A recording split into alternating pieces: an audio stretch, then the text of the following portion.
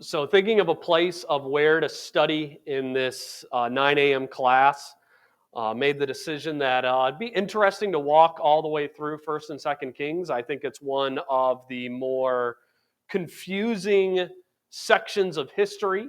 You have a lot of stuff going on. A lot of people are born. A lot of people live. A lot of people die during this time period. We're going to cover a long period of time in this study. So who knows how long it's going to take us, but we're going to look at the years of 970 to 586 BC. So that is 384 years. And it's covering a lot of ground that I don't think gets covered all that often in the church. And then to add to that, the period of the kings is really complicated history. We begin Kings with Israel as you could say, the de facto empire in the world at the end of the reign of David and the beginning of the reign of Solomon. But they're going to fall to their own arrogance and their own lust for power and divisions. And then Israel's going to be replaced by Assyria, who's going to be replaced by Babylon. So we're going to cover three different empires. And on top of that, we have the confusion of the kingdom of Israel existing at the same time as the kingdom of Judah and the different kings for each period. And so keeping all those straight. So it's sort of a complicated time period. It gets really messy really fast. So we're going to do our best to try to walk through the time period of kings, hopefully in a way that when we're done with this, everybody can be like, oh, this time period makes more sense to me right now when I read it on my own. So let's first talk about the main key, I believe, to understanding the period of the kings. And I think the main key is to understand that there is a backdrop of two major covenants that are the underlying issue of the entire period of Kings. The older covenant is more important to the book of Kings than the newer covenant, and those two covenants are the Mosaic and the Davidic covenant. So the covenant that God made with Moses, and then the covenant that God made with David. But ultimately, these covenants are about the entire nation of Israel. So in the Mosaic covenant, what God did for Israel was God set before Israel life and death. And if you read that covenant, it's very clearly that God is setting before them physical life and physical death. That is the ability to have a life in this world that is either blessed by God or a life that is cursed by God. And in the Mosaic law, God is straightforward and says to Israel that if they obey God, if they seek Him alone, if they follow His law, the foundation of the covenant is if they obey God in all of these specific ways, they will experience blessing and they will experience life. And you will even see as we play through the book of Kings, and if we look back to the periods of Joshua, Judges, 1st and 2nd Samuel, that God is even very gracious in how He interacts with His people in accordance with the covenant. And what I mean by gracious is God is good to Israel and Judah, even when they're having nothing nearing perfect obedience to the covenant. He is still gracious and merciful to them. What God is looking for simply is a nation that is after His own heart, kings that are leading the nation that are kings after His own heart. He wants people who will reject the worship of foreign gods and who will love their neighbors as they love themselves. And so one thing to note as far as God's interaction with Israel in the Mosaic covenant is that nothing here really you can see is pre-planned by God when it comes to the behavior of Israel or the responses of God to His people. What we really see here is very personal reactions. God is a person, Israel are people, and God is dealing with Israel as one person would deal with another. And so if Israel will draw near to God, what will God do to Israel? He will draw near to them. If they seek after the wealth of other nations, if they seek after the gods of other nations, what will God do to them in response? He will send them into those nations in judgment and exile. So God's having a very real give and take relationship with Israel, with Judah throughout these books. So really, I think the underlying question that we need to always be asking ourselves as we read through Kings is, will Israel be faithful to the Mosaic covenant? So that's the key question that is driving the narrative. Will Israel be faithful to this covenant that God has established to define his relationship with Israel? And then we also have sort of a follow-up underlying question after that one, which is, how long will God be merciful? How long will God be long suffering with Israel as they continue to disobey the covenant? So Kings is very much about the faithfulness of Israel to God. And then, as we will obviously see, Israel will not be faithful to God. So then the question is, how long will God continue to be merciful and to be long suffering to Israel in the midst of their disobedience? But there's a second covenant that also drives a lot of this narrative in more of a minor way. You could say this is a harmony to the melody of the main covenant, and that is the Davidic covenant. God established a covenant with David in 2 Samuel. This was a covenant that David would have a perpetual kingship. And this also drives the narrative in a secondary manner. This covenant began with David and his son Solomon, and it starts very well. Solomon has this great, grand empire that he establishes right in the center of the world. But then things decline with the Davidic covenant throughout the years. They have some good kings, many bad kings, and then it ends with Zedekiah, who is the last of the sons of David to sit on the throne in Jerusalem. And so David's sons will end up failing more than not. They will ultimately fail, bringing the whole nation into exile. And I believe the end result of the Davidic covenant drives us into a belief that we must trust in God's faithfulness because man will never be faithful. So those sons of David that you would have such high hopes for, that they would lead people into godliness and righteousness, they will not be faithful. So instead, we will need to look to God himself to provide a gracious fulfillment to the covenant that is made with David. So there are twin narratives going through the book of Kings, and that is God bringing blessing to those who will walk in obedience. And then also, if we ultimately want God's blessing, it can't be based on our obedience, because we will not be obedient, we will not be faithful, so we will need God himself to bring the hope to his people. So that's sort of the main storyline that's going to be driving through the backdrop of all of Kings. It'll be why God sends Elijah and Elisha, why we have these prophets, why they go into exile. All of that will be behind the narratives of this period of the Kings. Now, when it comes to who wrote the book of Kings and when this book was written, we could debate for a long time who wrote the book of Kings and when it was written, and end up being no closer to the truth. But I'll give my theory. I believe that Kings is based on multiple works that were written to chronicle or to record the lives of the kings and the lives of the kings of Judah and the lives of the kings of Israel. So I believe you had multiple scribes, multiple recorders writing the events of each of the kings of Israel and each of the kings of Judah. So you had contemporaries of these events writing about these events as they were occurring. And then at some point after the fall of Jerusalem, you had two different individuals or two different groups of editors who came together, collected all of these stories, collected all these historical writings, and then put them into a single book.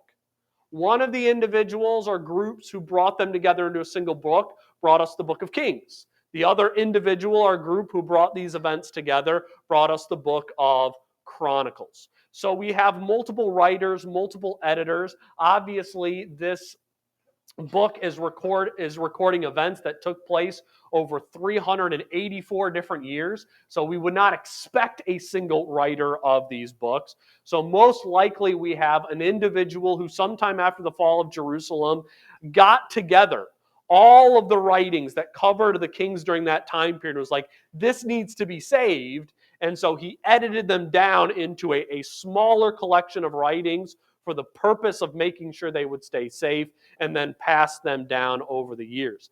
And even if you look at the way these are written, it really seems like somebody different wrote the beginning of First Kings than the individual who was writing Second Kings, for instance. It also really looks like, in the way that it's being written, that the individual who wrote the end of Second Samuel also wrote the beginning of First Kings. And so you'd have one editor that was taking these writings and bringing it together. So you would have multiple contemporary authors writing these events as they were going on, and then an editor who brought them together in the end. So who wrote Kings? We don't know. It was multiple people, probably over multiple generations, bringing these events together. I like to think that it was Nathan who wrote the end of Second Samuel and the beginning of First Kings, but maybe Nathan wasn't writing anything at all, just in his prophetic role. But I like to think that it was Nathan, but we don't know. So let's begin our journey into what is really the ultimate argument for why you should never depend on human leadership. I think that's what Kings is really all about. It's the ultimate argument to say, don't depend on human leaders. If your hope is in human leadership, you know what's going to happen to your hope? It's going to be let down. It's going to be crashed into 1,000 pieces. I believe it's the same for pastors and politicians. No pastor, no politician is worthy of your hope, because we will all stumble, we will all fail. Instead, we need to put our hope in the Lord, in the King of Kings, and know that anybody who's serving him in their lifetime, they're all going to fail, they're all going to stumble. But before we actually dive into 1 Kings, we need to remember where we left off in 2 Samuel, because as we're going to see, 1 Kings kind of starts off with no context for the events of those time periods. So 2 Samuel ends with David having been king of Israel for about 40 years. And initially in David's kingship, things were going great. It was victory after victory. David was walking in godliness. He was clearly a man after God's own heart. God made that wonderful covenant with David. David had this wonderful balance of showing compassion and having military victories. He was writing inspired songs for the people of Israel. It was going great. But then things kind of started to go off the rails.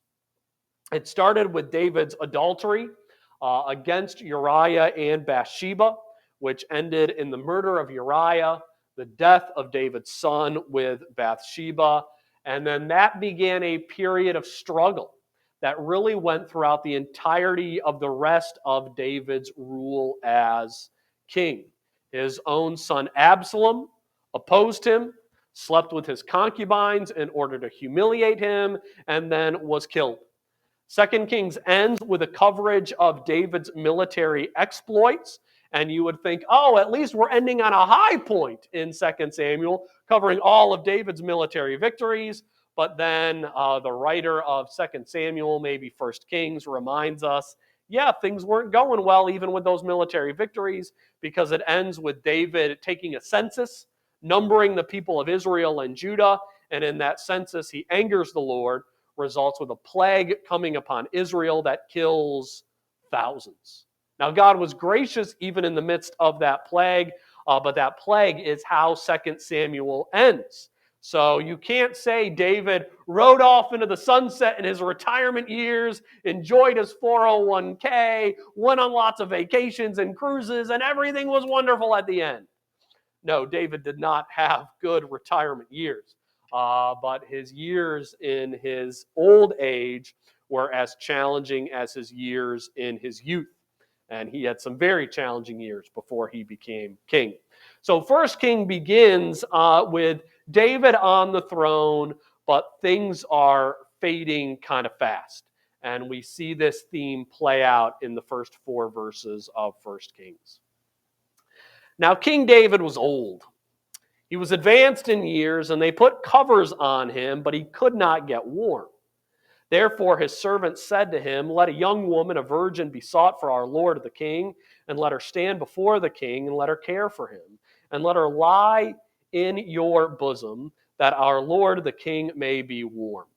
So they sought a lovely young woman throughout all the territory of Israel, and found Abishag the Shunammite, and brought her to the king.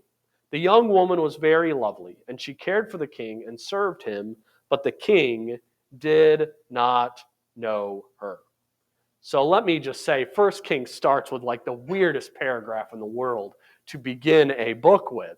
First, I think this paragraph, though, serves several functions at the beginning of this book. I think first, to intimately connect First Kings to Second Samuel, to the degree that this paragraph really makes absolutely no sense if you don't read First and Second Samuel first. So I wonder if the editor who brought First and Second Kings together, if one, maybe his goal was in this paragraph to say to the reader, make sure you read the other scrolls that came first before you read this one. Or he simply saw this as a way to show that First Kings is a narrative that is really continuing the narrative of First and Second Samuel that we saw before. But I think one of the keys of this narrative is to simply show there's no separation between 2 Samuel and 1 Kings. They are one work going together. In fact, I would even argue that you could take the 4 books of the Old Testament, 1 Samuel, 2 Samuel, 1 Kings, 2 Kings, those 4 books are not 4 books. They are one book that just need to be separated into 4 books because of the length of scrolls during that time period. So the first function of this paragraph is to draw our attention to the end of 2 Samuel, which is why I just went over that overview of 2 Samuel, because I believe that this is the purpose of this paragraph. The second purpose of this paragraph is to simply show us the mental and physical state of David at this point of his reign. David is not in his prime.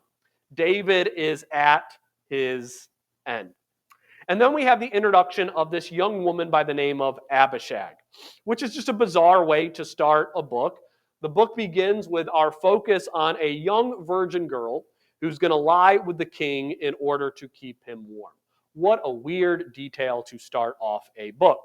But one thing you should always remember, whenever you're reading the Old Testament, whenever you're reading Hebrew narrative, and this is true for so many narratives throughout the Old Testament, every time you come across a really weird detail, a really weird addition where you're like, why would the writer put this detail in there? Whenever you read an odd detail, you should underline it. You should circle it, because that odd detail is going to end up being a key part of the narrative.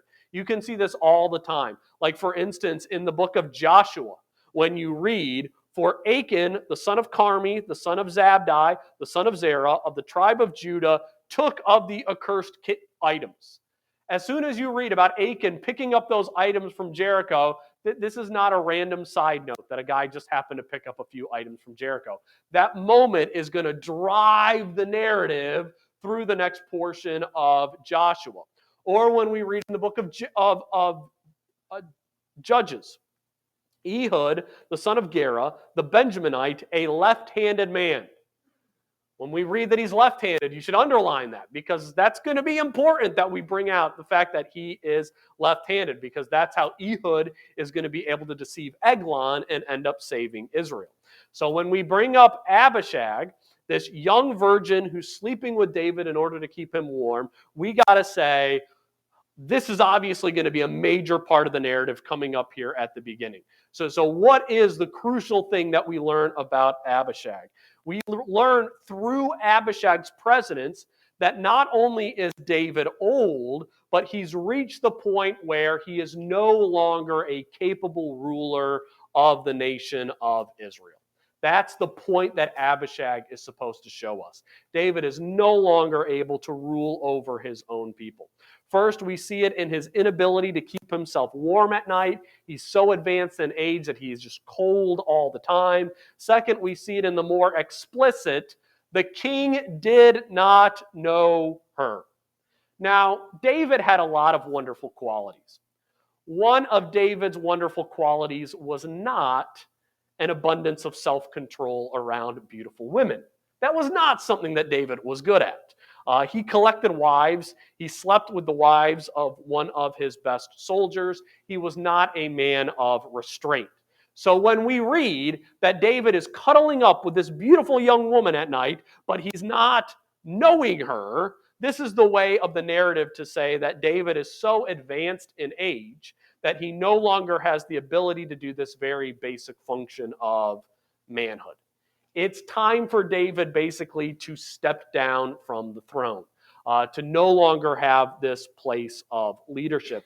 And in fact, I think the author is making kind of a subtle jab at David to say the confusing events that are about to happen, the division that happens among his son, it happens because David didn't step up and do the right thing regarding Solomon before he reached this point physically. And since David is no longer able to serve as a capable ruler, we have these events in 1 Kings 5 through 10. Then Adonijah, the son of Haggith, said to himself, exalted himself, saying, I will be king. And he prepared for himself chariots and horsemen and 50 men to run before him. And his father had not rebuked him at any time, saying, Why have you done so? He was also very good looking. His mother had borne him after Absalom. Then he conferred with Joab, the son of Zeruiah, with Abiathar the priest, and they followed and helped Adonijah. But Zadok the priest, Benaiah the son of Jehoiada, Nathan the prophet, Shimei, Ray, and the mighty men who belonged to David were not with Adonijah. And Adonijah sacrificed sheep and oxen and fatted calves by the stone of Zoleth, which is by En Rogel. He also invited all his brothers, the king's son, and all the men of Judah, the king's servants, but did not invite Nathan the prophet, Benaiah the mighty men, or Solomon his brother. Man, when I was reading through that passage in my head, I had no idea how difficult that passage was going to be to read out loud. Some weirdo names there. So we have David. He should have avoided what happens here. He should have established Solomon on the throne as soon as he reached this extreme state of decline. But he was passive. He didn't do that. And since he didn't do that, we're placed in this situation where Abishag is by his side. He's unable to do anything. And Adonijah says, my dad's too weak to do anything. You know what I'm going to do?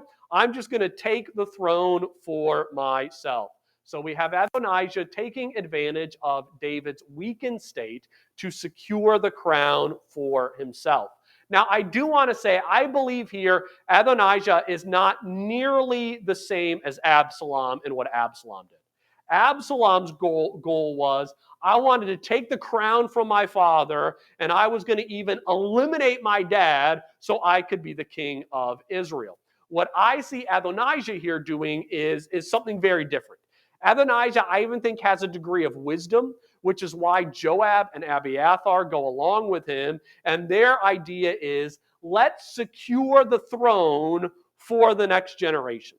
Many kingdoms fall after a powerful king because his sons end up fighting over the crown. It's ruined by a civil war. So I think Adonijah takes two of the most powerful men in the kingdom, and they seek to establish themselves as king to follow David in order to keep from having civil war in the kingdom. And I think a lot of that makes sense. But the problem is, David had already made an oath to Bathsheba.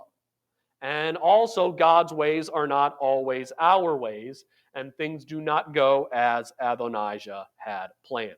So let's read verses 11 through 14. So Nathan spoke to Bathsheba, the mother of Solomon, saying, Have you not heard that Adonijah, the son of Haggith, has become king? And David, our Lord, does not know it. Come, please, let me now give you advice, that you may save your own life and the life of your son Solomon. Go immediately to King David and say to him, Did you not know, my lord, O king? Swear to your maidservant, saying, Assuredly your son Solomon shall reign after me, and he shall sit on my throne. Why then has Adonijah become king? Then, while you are still talking with the king, I will come in after you and confirm your words. Now notice here, David is not taking any leadership here. And if we wonder why he would be so passive, Well, verses 1 through 4 are meant to fill us in.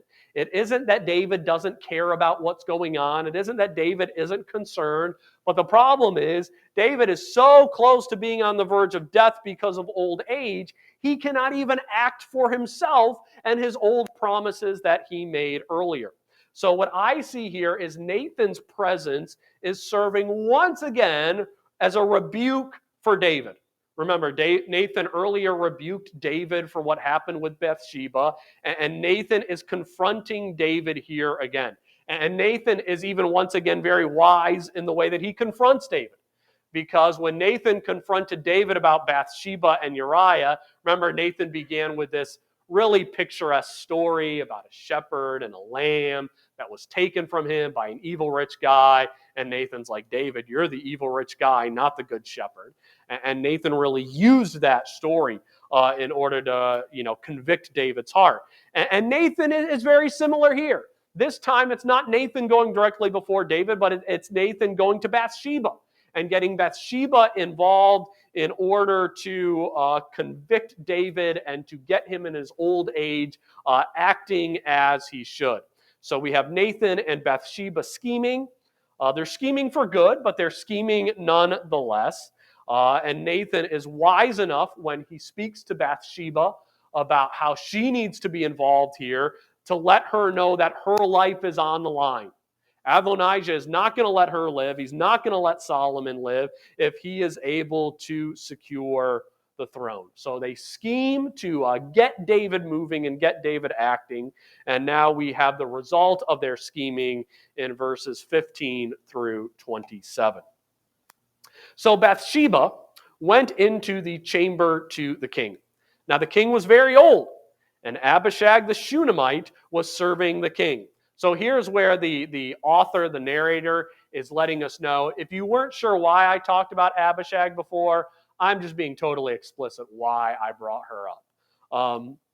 And Bathsheba bowed and did homage to the king. Then the king said, "What is your wish?" Then she said to him, "My lord, you swore by the Lord your God to your maidservant, saying, 'Assuredly Solomon your son shall reign after me, and he shall sit on my throne.' So now look, Adonijah has become king. And now my lord the king, you do not know about it. He has sacrificed oxen and fatted cattle and sheep in abundance, and has invited all the sons of the king, Abiathar the priest, and Joab the commander of the army. But Solomon your servant he has not invited.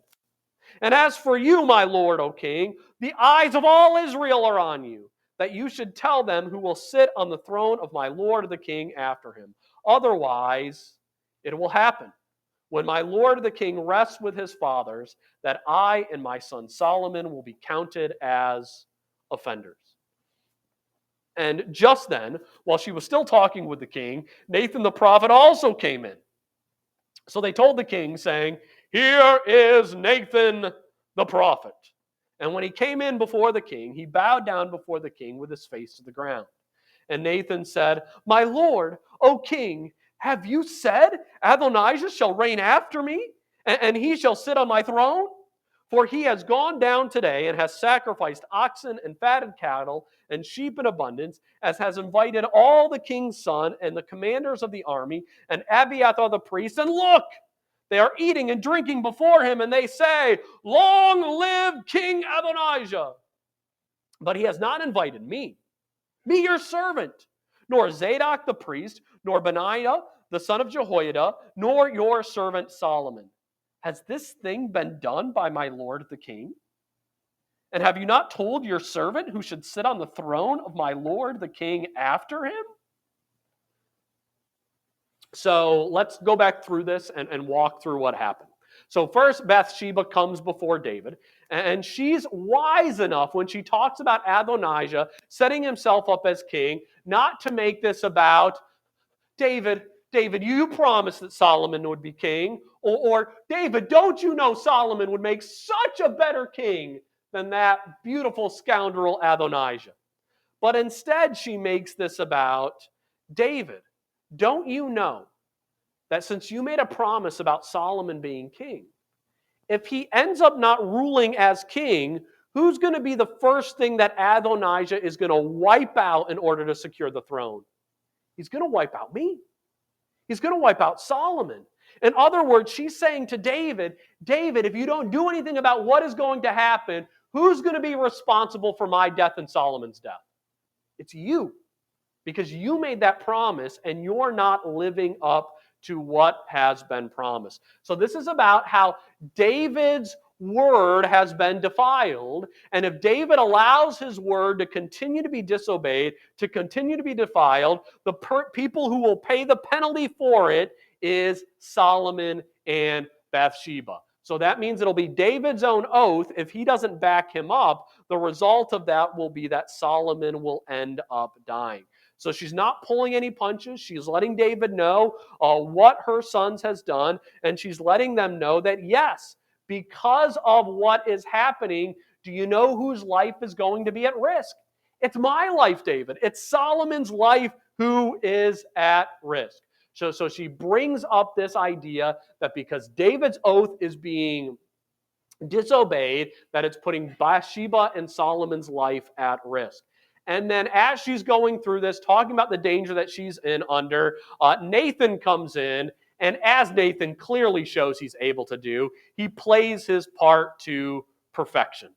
Because he arrives right at the right moment. They announce Nathan as if he just happened to be walking by at that point. And then Nathan walks in, not as if to say, oh, David, did you hear what Bathsheba said? Like, this was great. But Nathan walks in as if he didn't even know what Bathsheba was saying. He walks in as if to say, David, did you set up your oldest son to be king? Because that's what it looks like it's happening. And why didn't you tell me about it? Should not we have had a conversation about it? So Nathan totally acts like he was oblivious to what was happening with Bathsheba.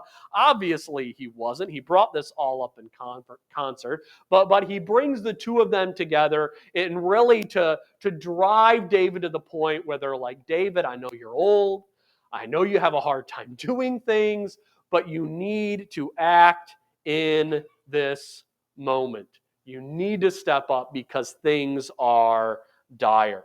And I think the main lesson that we get from the beginning of the book of Kings is the danger of being passive in our lives.